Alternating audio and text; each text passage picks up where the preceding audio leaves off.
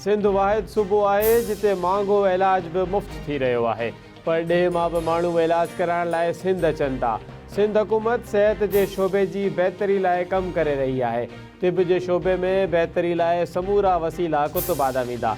Challenges के मुंहुं ॾियण लाइ भरपूर मेहनत करणी पवंदी। Peoples party chairman Bilawal Bhutto Zardari जो जिन्ना सिंध मेडिकल यूनिवर्सिटी जे कॉन्वोकेशन के ख़िताब संदसि चवणु आहे त जिन्ना अस्पताल में तरक़ियाती कम जारी आहिनि, एमरजेंसी टावर इन ये दौर में मुकम्मल कयो वेंदो। समूरी सिंध में SICVD जो जार विछायो वियो। अमरीकी सदर डोनाल्ड ट्रंप जी ईरान के हिकु भेरो ॿीहर धमकी। संदसि चवणु आहे त ईरानी अख़्तियारनि सां रथियल समूरियूं मुलाक़ातूं मुलतवी करे छॾियूं आहिनि। ईरान में मुज़ाहिरीन खे बेदर्दी सां क़त्ल कयो वियो आहे। मुज़ाहिरीन जो क़त्लेआम बंदि थियण ताईं ईरानी अख़्तियारनि सां मुलाक़ात न थींदी। ईरानी एहतजाज जारी रखनि ऐं पंहिंजे इदारनि जो कंट्रोल हासिल कनि। ईरानी मुज़ाहिरीन ताईं मदद पहुचण वारी आहे। पाकिस्तान ऐं UAE प्री इमिग्रेशन क्लियरेंस ते इतफ़ाक़ करे वरितो। वफ़ाक़ी घरू वज़ीर मोहसिन नक़वी जी गॾियल अरब इमारतनि जे वफ़द सां मुलाक़ात। पाकिस्तान ऐं UAE विच में लाॻापनि जे हवाले सां तफ़सीली ॻाल्हियूं। ॿिन्ही मुल्कनि विच में प्री इमिग्रेशन क्लियरेंस बाबति मुआहिदो करण ते इतफ़ाक़। गॾियल सहकार ऐं मुसाफ़िरनि लाइ इमिग्रेशन जी अमल खे वधीक सवलो बनाइण ते ख़्यालनि जी ॾे वठि। पहिरें मरहले में नए निज़ाम जी शुरूआत कराची मां कई वेंदी। पीपल्स पार्टी जे चेयरमैन बिलावल भुट्टो ज़रदारी जी सदारत हेठि PP जे पार्लियामानी पार्टी जो इजलास।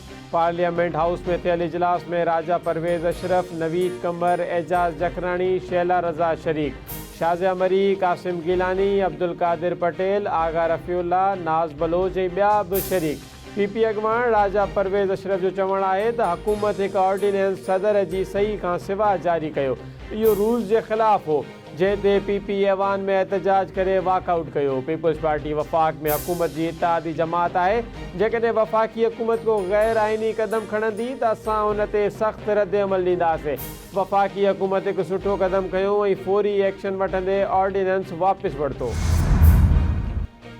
गुज़िरियल ॾींहुं सदर ममलकत जी सही खां सिवा हिकु ऑर्डिनेंस जारी थियो। का अहिड़ी ग़लती न थिए जो सभिनी खे ॻीची में पए। अहिड़ी ग़लतियुनि सां मुल्क खे ख़तरो आहे। जेको अहिड़ियूं ग़लतियूं करे थो उन खे सफ़नि खां ॿाहिरि कढो। PP अॻवान चौधरी मंज़ूर ऐं परवेज़ शाह ख़ान जो इस्लामाबाद में मीडिया सां ॻाल्हियूं। अॻवाननि जो चवणु आहे त कराची में PTI पारां इजाज़त मिलण बावजूदि रोड ते जलसो कयो वियो। पीपल्स पार्टी PTI खे इज़त ॾिनी। असां कंहिंखे इज़त ॾेई पंहिंजे घर घुरायूं ऐं असां जे ई वॾनि खे गारियूं ॾिनियूं पयूं वञनि। सदर आसिफ अली ज़रदारी ते तनक़ीद कई वई। दहशतगर्दी जो ख़तरो हो, जलसे जी इजाज़त रोड ते न पई ॾेई सघिजे। KP जे वॾे वज़ीर सुहेल आफरीदी खे सिंध में इज़त ॾिनी वई। कराची में मीडिया ऐं पुलिस ते हमला कया विया। मिनरल्स इंडस्ट्री खे निजकारी ॾांहुं वञी रहिया आहिनि। PIA खे 10 अरब रुपयनि में विकिणो कयो वियो। वफ़ाक़ी हुकूमत महमूद ख़ान अचकज़ई जी क़ौमी असेंबली में मुख़ालिफ़ धुर अॻवान तौरु मुक़ररी जी मंज़ूरी ॾेई छॾी। स्पीकर अपोज़िशन लीडर जी मुक़ररी जो शेड्यूल जारी करे छॾियो। स्पीकर जो चवणु आहे त अपोज़िशन लीडर लाइ दरख़्वास्तूं जमा करायूं वेंदियूं। जांच पड़ताल खां पोइ मुख़ालिफ़ धुर अॻवान जे नाले जो ऐलान थींदो। आमिर डोगर चयो त असां अपोज़िशन लाइ महमूद अचकज़ई जो नालो मोकिलियो आहे। अयाज़ सादिक चयो त अपोज़िशन लीडर जी नाअहली खां पोइ मामिलो अदालत में हो। हाणे केस वापसि वरितो वियो आहे। अवां मुख़ालिफ़ धुर अॻवान जो नालो ॿीहर जमा करायो।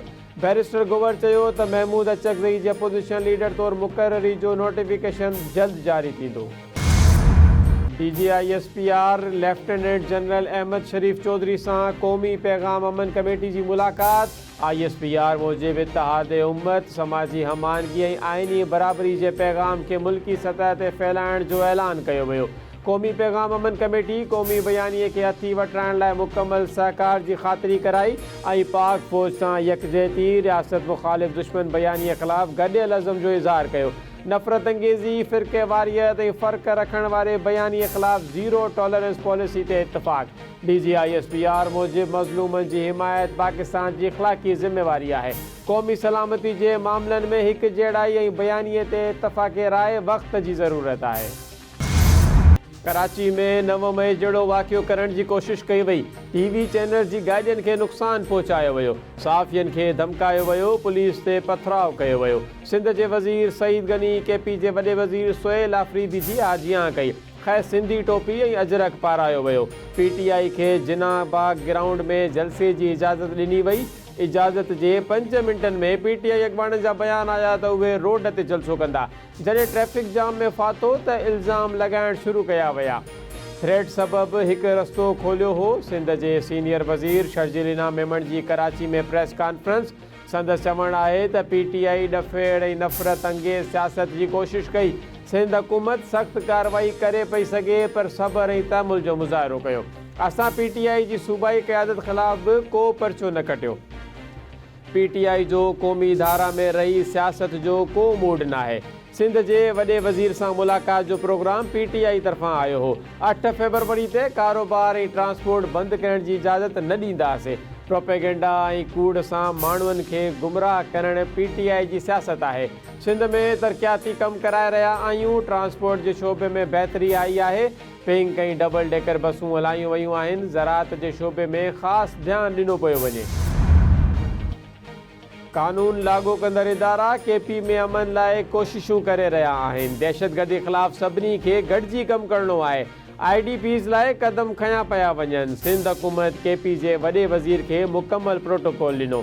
सुहेल आफ़रीदी जी कराची में रवैये ते हैरानगी थी। PTI चयो सिंध हुकूमत हाईवे बंदि करे छॾियो। सिंध हुकूमत KP जे वॾे वज़ीर खे जिन्ना बाग में जलसे जी इजाज़त बि ॾिनी पर रोड ते जलसो कयो वियो। KP जे गवर्नर फैसल करीम कुंडी जी पेशावर में प्रेस कॉन्फ्रेंस। संदसि चवणु आहे त PTI क़यादत नाकारी बयान ॾींदी आहे। सुहेल आफ़रीदी माण्हुनि खे घुराइण में कामयाब न थियो। KP हुकूमत पंहिंजी रियासत खां अफ़गानिस्तान में हमलनि जा सबूत घुरी रही आहे। सिंध जे वॾे वज़ीर सैयद मुराद अली शाह जी सदारत हेठि सूबाई काबीना जो इजलास। 18 नुकाती एजेंडा ते गौर। वॾे वज़ीर पारां समूरनि खातनि खे तरक़ियाती कम तेज़ करण जी हिदायत। सैयद मुराद अली शाह जो चवणु आहे त तरक़ियाती बजट बहितर अंदाज़ में अवाम जी भलाई लाइ इस्तेमालु करणु हुकूमत जी ज़िम्मेवारी आहे। सिंध हुकूमत कराची शहर लाइ 83 अरब रुपयनि जो पैकेज ॾिनो आहे। FWO शहर में समूरनि तरक़ियाती मनसूबनि ते कमु जारी कंदी। ट्रांसपोर्ट, रोडनि, नेकाल जे निज़ाम, पाणी ऐं सिहत जा मनसूबा मुकमल थियण सां कराची दुनिया जो बहितरीनु शहर बणिजी वेंदो। सनअती इलाइक़नि में बि तरक़ियाती कम कया पिया वञनि। वज़ीर पंहिंजनि खातनि जे तरक़ियाती कमनि जी पाण निगरानी कनि। कराची जे जिन्ना सिंध मेडिकल यूनिवर्सिटी जो 7हों कॉन्वोकेशन। पीपल्स पार्टी जो चेयरमैन बिलावल भुट्टो ज़रदारी ख़ासि महिमान तौरु शरीक। बिलावल भुट्टो ज़रदारी कामयाब शागिर्दनि में डिग्रियूं बि विरायूं। वॾे वज़ीर सैयद मुराद अली शाह जो चवणु आहे त जिन्ना सिंध मेडिकल यूनिवर्सिटी में ऑटिज़म सेंटर जो क़याम वाखाण जोॻो कमु आहे। इन सेंटर सां ऑटिज़म जो शिकार बणियल ॿारनि जी बहालीअ में मदद मिलंदी। जिन्ना सिंध मेडिकल यूनिवर्सिटी तिब्बी शोबे में शानदार ख़िदमतूं अंजाम ॾेई रही आहे।